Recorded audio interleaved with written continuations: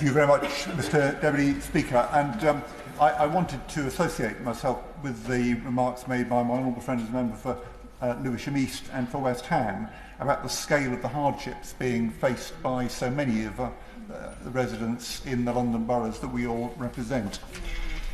In his budget speech, the Chancellor said the government would continue to explore how savers could be allowed to take their pension pots with them when they change job. I'm pleased the Economic Secretary is in his place, because I was pleased that the Chancellor didn't commit to pursuing that particular course at this stage. The proposal is driven by a laudable aim, consolidating pension schemes to gather resources to invest in the economy. That's an important part of tackling this productivity challenge that we've spoken about in this debate.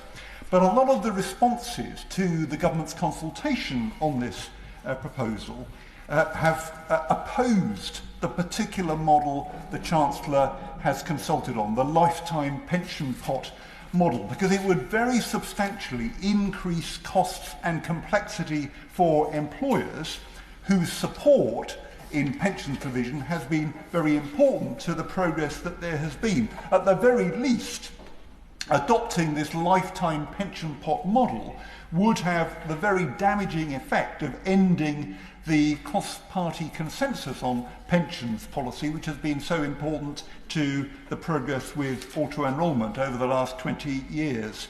The major trade body, the Pension and Lifetime Saving Association, said there was no evidence that the lifetime provider model would help savers, but that it had, quote, the potential to significantly undermine the successes of auto-enrolment. It went on to warn of, quote, a sharp increase in marketing and product costs that will ultimately be borne by savers.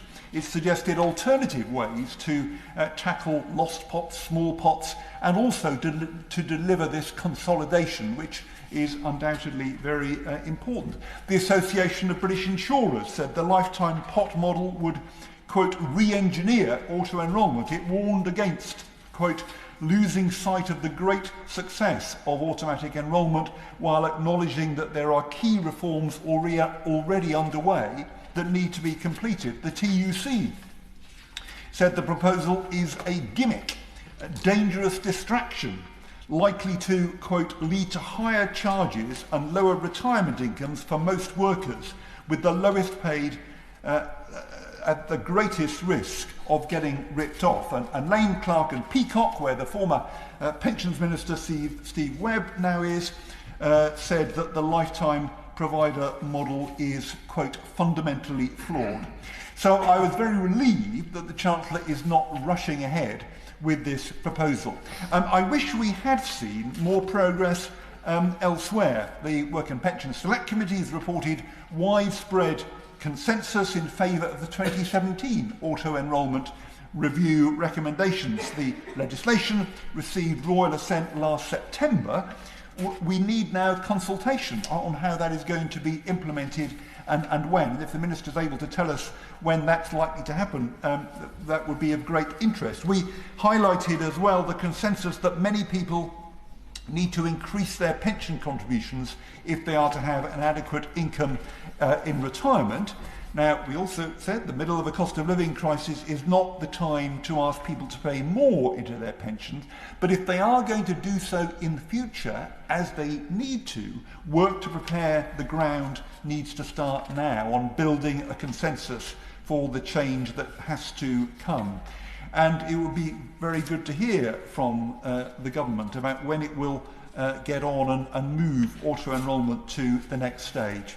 Like others in this debate, Mr. Deputy Speaker, I want to welcome the Chancellor's extension to the Household Support Fund.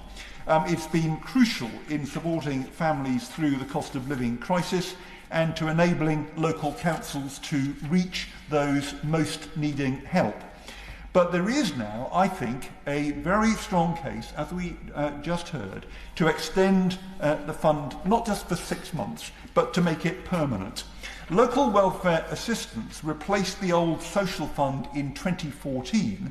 Money was transferred to local authority budgets, but that has increasingly been squeezed out in subsequent cuts.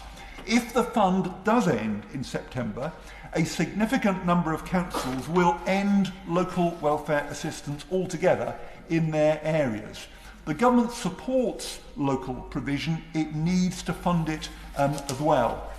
And one of the important benefits, advantages of the Household Support Fund has been that a large number of councils have been able to support families with no recourse to public funds through the Household Support Fund when other help is not available to them at all.